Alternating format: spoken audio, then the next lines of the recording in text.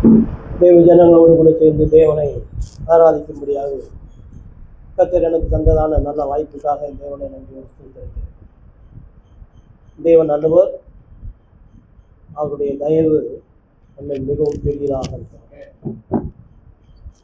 கர்த்தர் தயவுள்ளவர் என்பதை நாம் ருசி பார்த்தது உண்டானால் இந்த வார்த்தை என்னை ரொம்ப டச்சிங் ஆச்சு.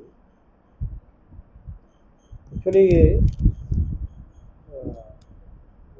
கலந்து கொள்ள முடியுமா முடியாதாங்கிற ஒரு டவுட்டு தான் இருந்துகிட்டே இருந்தேன்.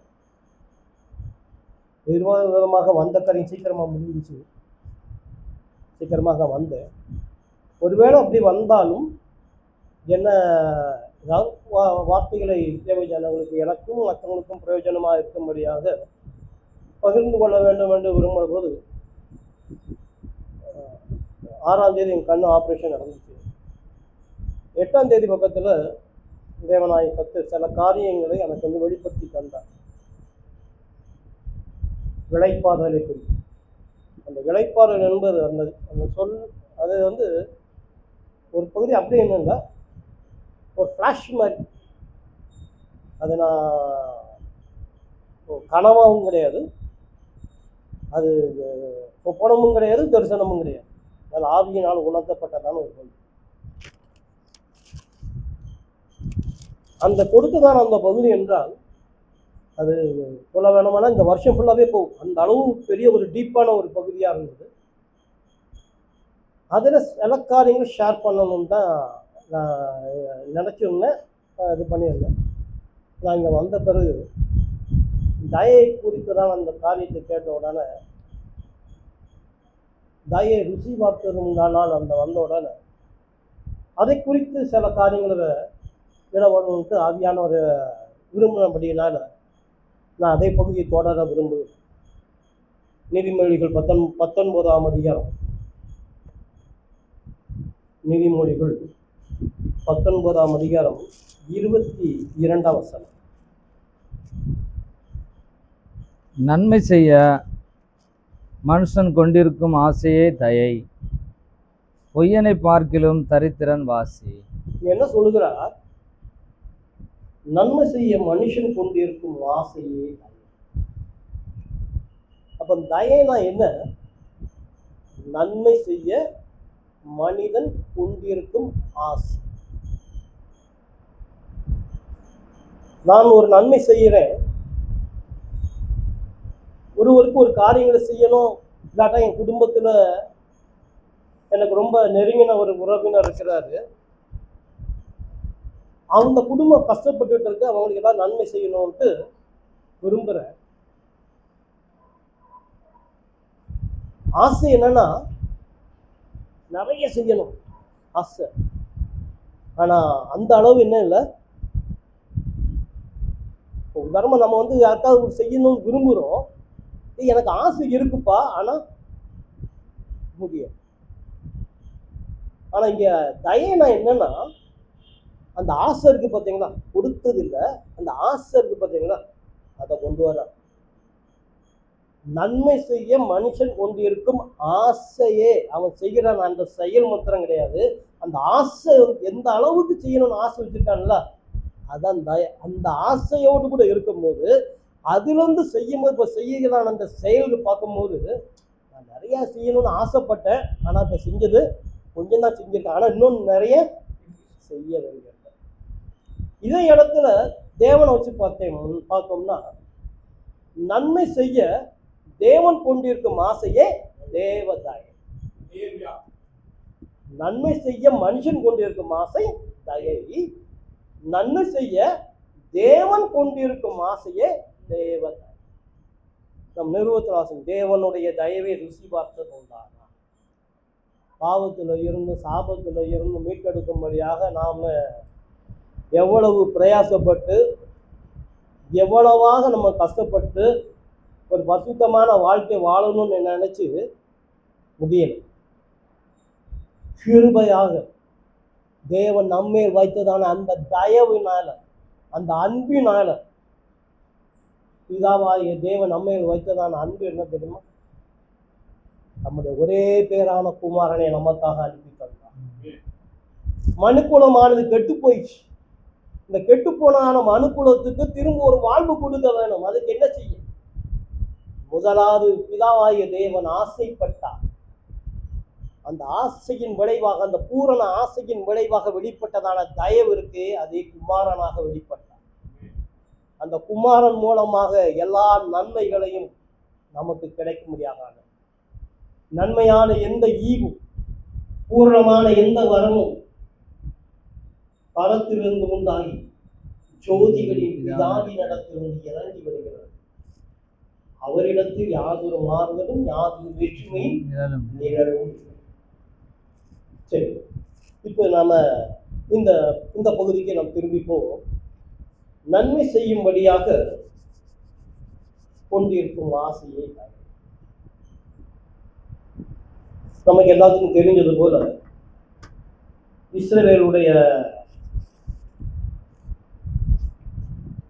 இஸ்ரவேலருடைய முதல் ராஜா சவுல். சவுல் ராஜ்யபாரம் பண்ணிட்டு இருக்கிறாரு.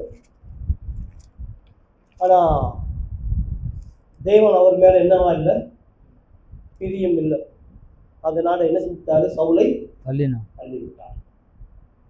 சவுலை தள்ளி தாவீதை தன் இருதயத்துக்கு ஏற்றவனாக கண்டு தாவீதை அவனுக்கு ராஜாவாக அபிஷேகம் பண்ணினார். சவுல் ராஜ்யபாரம் பண்ணி கொண்டு இருக்கிறான முதல் வருஷத்திலேயே அவனை தேவன் தள்ளிவிட்டார். ஆனாலும் தாவீது அபிஷேகம் பண்ணப்பட்டிருந்த போதிலும் அவன் ராஜ்யபாரத்துக்கு வர முடியல. பல நாட்கள் சென்றது. அந்த நாட்களில் தாவீது என்ன செய்கிறார்? ராஜாவாக அபிஷேகம் பண்ணப்பட்டாச்சு, இப்போ ராஜ்யபாரத்துக்கு வந்துட்டாரு. இந்த ராஜ்யபாரத்துக்கு வர்றதுக்கு முன்னால சவுலும் அவனுடைய குமாரனாகிய யோனாத்தான், இவங்க ரெண்டு பேருமே மரித்து போனார். நான் சுருக்கமாக இந்த காரியத்தை சொல்லிடுறேன். சவுலுடைய மகன் யோனாத்தான். யோனாத்தானும் தாவீதும் நண்பர்கள். நம்ம சொல்றோம்ல,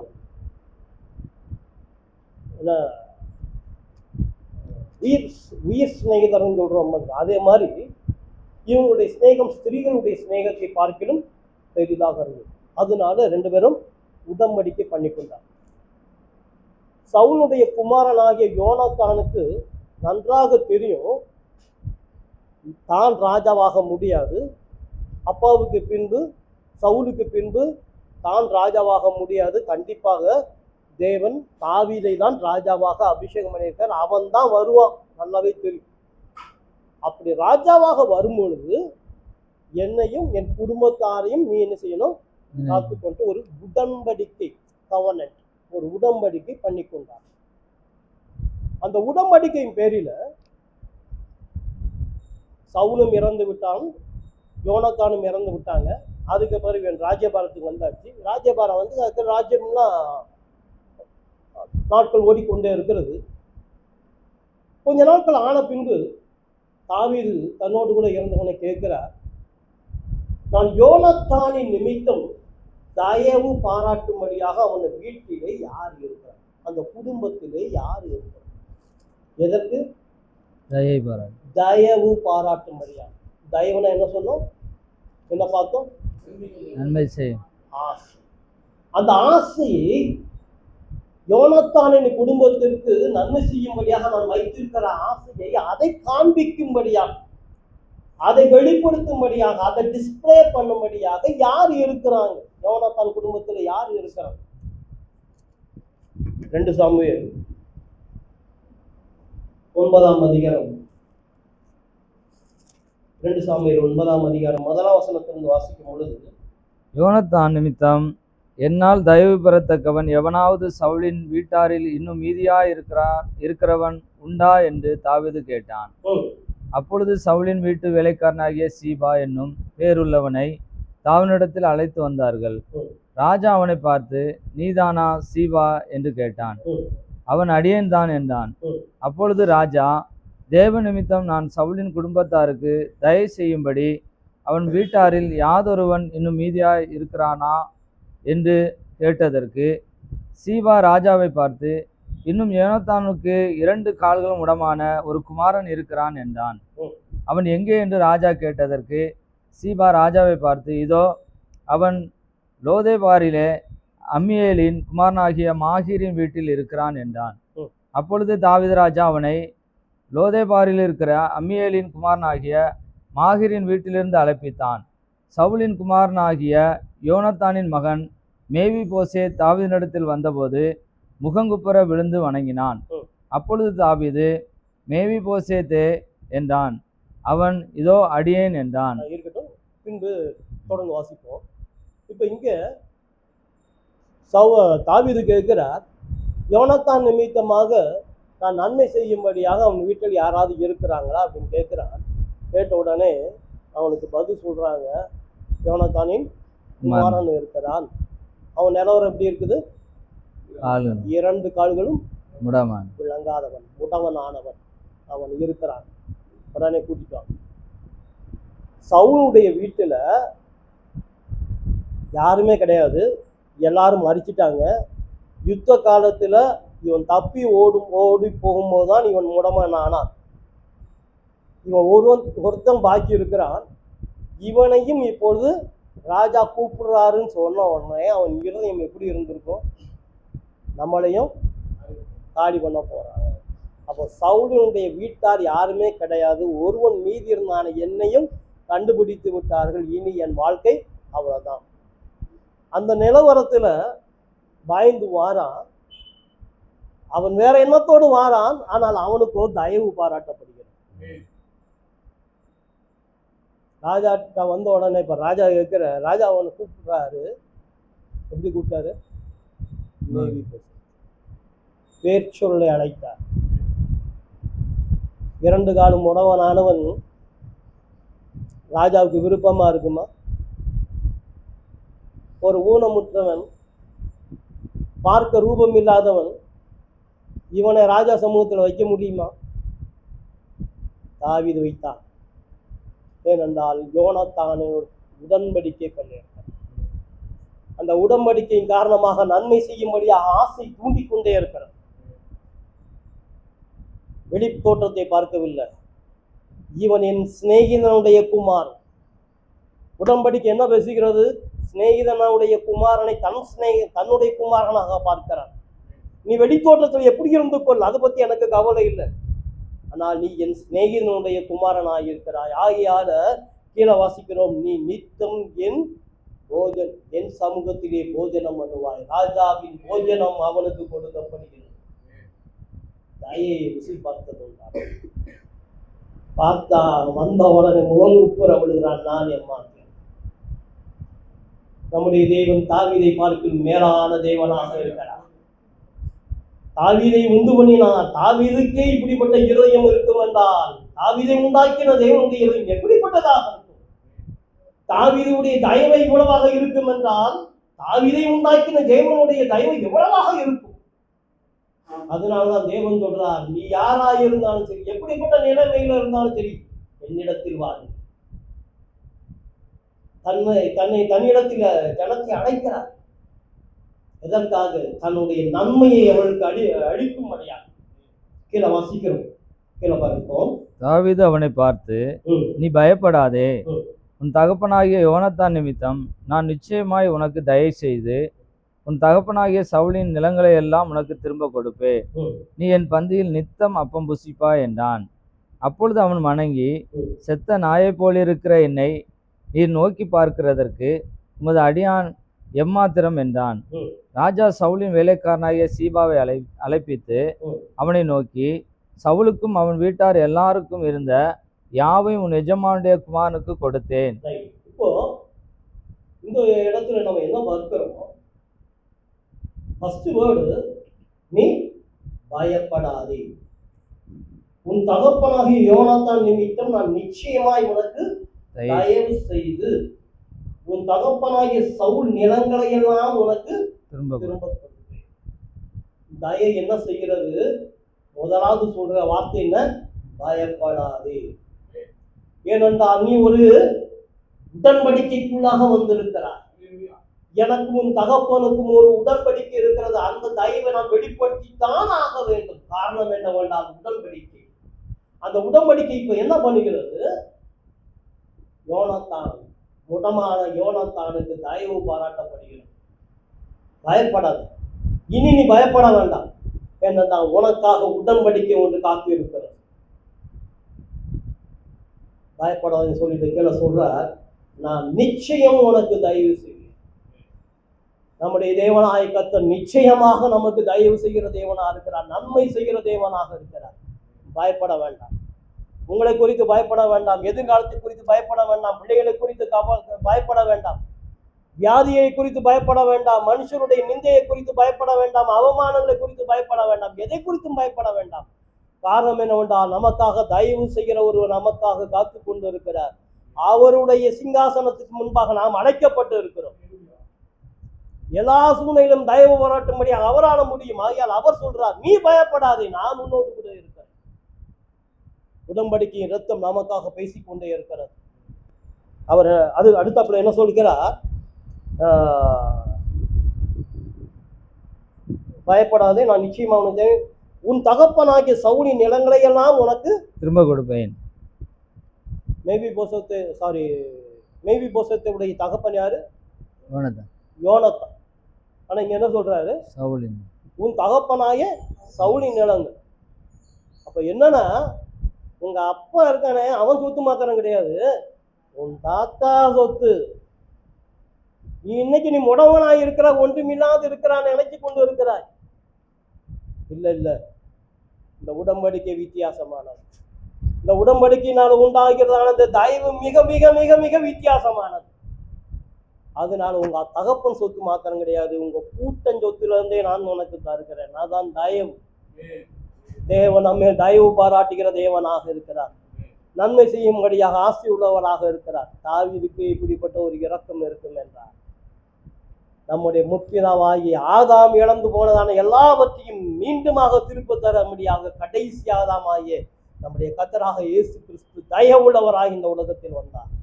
அதை ருசி பார்ப்போமாக. அவர் சமூகத்தில் வந்தா போதும், அவர் சொல்லிடுவார், அந்த இடத்துல இருந்து நான் உனக்கு தரேன். ஆதாம் எவைகளை இழந்து போனாலும் அதையெல்லாம் உனக்கு திரும்ப தருகிறேன். பயப்படாத, எல்லாம் உனக்குரியது. கீழே சொல்கிறார், திரும்ப தரேன், திரும்ப கொடுப்பேன், நீ என் பந்தியில் நித்தம் புசிப்பாய். இதை கொடுக்கிறதுக்கு எவ்வளவு நாள் ஆச்சு? மேபி போசத்துக்கு அவங்க தகப்பனுடைய தாத்தாவுடைய சொத்தை வச்சுக்கோங்களேன், அதெல்லாம் தாவீது திருப்பி கொடுக்கிறதுக்கு எவ்வளவு நாள் ஆச்சு? உடனே டைம் தான் கிடையாது. கீழே வாசிக்கிறோம், கொடுத்தேன். அடுத்ததுல பாருங்க, 9 கடைசியில பாருங்க, ராஜா சவுலின் வேலைக்காரனாகிய சீபாவை அழைப்பித்து அவனை நோக்கி, சவுலுக்கும் அவன் வீட்டார் எல்லாருக்கும் இருந்த யாவையும் எஜமானுடைய குமாரனுக்கு கொடுத்தேன்.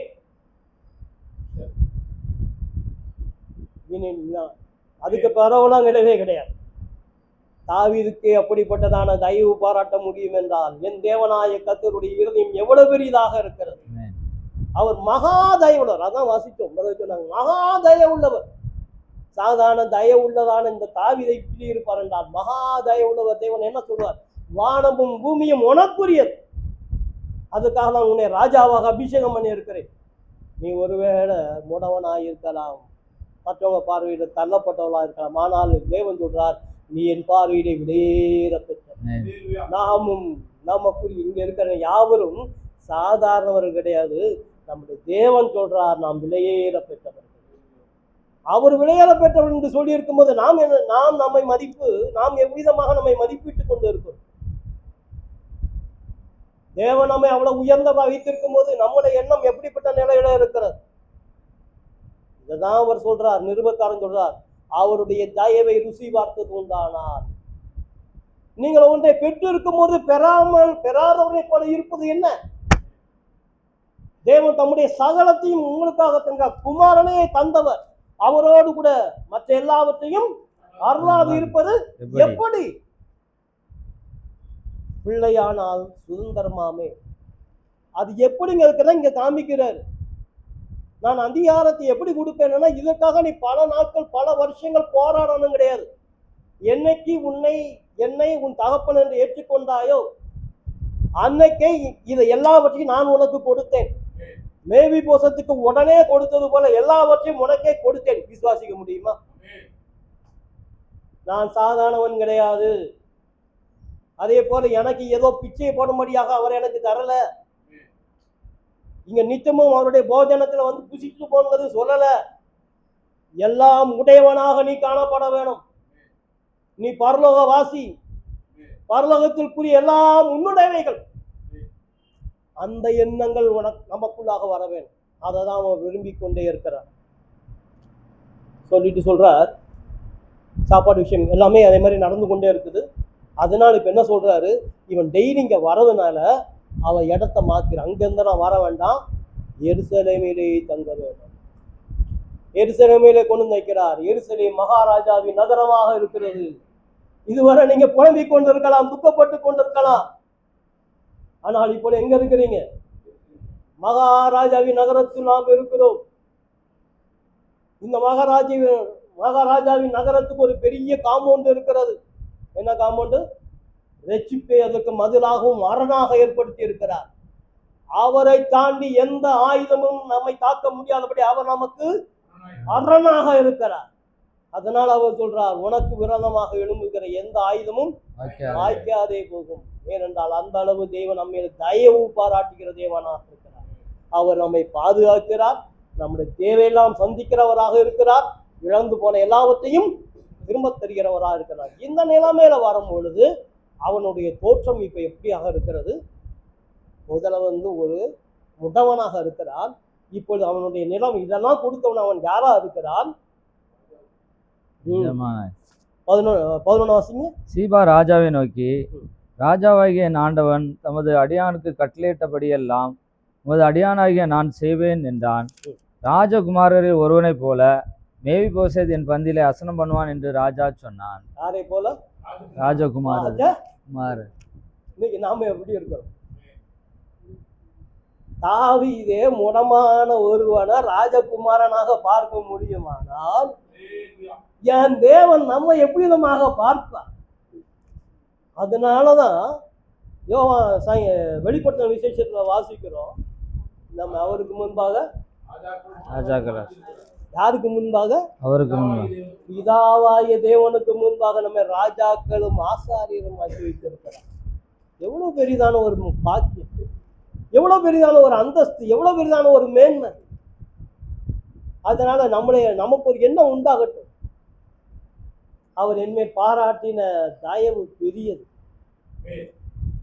அவர் நமக்கு மிக மிக மிக மிக அவருக்கு அதை கொடுத்தா தாங்க முடியல. அவருடைய அன்பு, அவருடைய தயவு மிக மிக மிக பெரியது. மிக தயவு உள்ளவர் நம்முடைய தேவன். அவருடைய அன்பையும் அவருடைய நல்ல நற்கிரியைகளையும் நாம் மட்டுப்படுத்த வேண்டாம், ஒரு லிமிட்டுக்குள்ளாக கொண்டு வர வேண்டாம். வானாதி வானங்கள் எவ்வளவு பெரிய, பூமிக்கு வானம் எவ்வளவு உயரமா இருக்கிறதோ அவ்விதமாக நம்மை குறித்ததான தேவனுடைய எண்ணங்கள், நினைவுகள் அவ்வளவு உயரமாக இருக்கிறது. குறைத்திடப்பட வேண்டாம். ராஜகுமாரர்கள் ஒருவனை போல அவன் போஜனம் பண்ணினது போல நம்மை மவிதமாக எப்பொழுதும் அவருடைய சந்நிதியில் ஒவ்வொரு நாளும் வேதத்தை திறக்கும் போது ஒவ்வொரு நாளும் ஸ்பெஷலான ஆகாரத்தை தேவன் நமக்கு தாரா, மகத்துவமான காரியங்களை வெளிப்படுத்தி தாரார். இது எதனால? அவர் நம்மை வைத்ததான மாபெரும் ஆசை, நமக்கு நன்மை செய்யும்படியாக அவர் கொண்டிருந்த ஆசை. அதனால இப்படிப்பட்டதான நல்ல தேவன் இந்த தயவை நாம் ருசி பார்த்தது, ஒவ்வொரு நாளும் நாம் ருசி பார்த்து கொண்டே இருக்கிறோம். அந்த தயவுல நாம் வளர்ந்து இன்னும் அந்த தயவுலை நாம் பெருகி இந்த தயவை என்ன பண்ணுறோம்னா அநேகருக்கு நாம் வெளிப்படுத்தி கொடுக்கும் பொழுது அநேக தேவகுமார்கள் காணப்படுவாங்க. அதனால மற்றவங்ககிட்ட போயிட்டு இவங்ககிட்டலாம் இது சொன்னா நடக்குமான்னு பார்க்க வேண்டாம். மேவிபோசேத் கண்டிப்பாக ராஜ்ய சமூகத்தில் வருவார். இதே மாதிரி நாம் வெளித்தோட்டத்தை பார்க்கிறோம், தேவனோ நம்முடைய உள்ளாத்தை பார்க்கிறார். இந்த தேசத்துல நிறைய அவருக்கு பிரியமானவர்கள் நிறைய பேர் இருக்கிறாங்க. தேவன் தம்முடைய தயவை வெளிப்படுத்தும்படியாக அநேக மேபிபோஸை தருகிறாங்க. நாம் அவர்களை தேவனுடைய பிள்ளையாக பார்த்தோம். அவர்களையும் இந்த அரண்மனையிலே வாசம் பண்ணக்கூடியவர்களாக பார்த்தோம். அவர்களையும் அழைத்து கொண்டு வருவோம். தேவன் நம்மை கொண்டு பெரிய காரியங்களை நடத்திப்பார். ஆமென். Praise the Lord.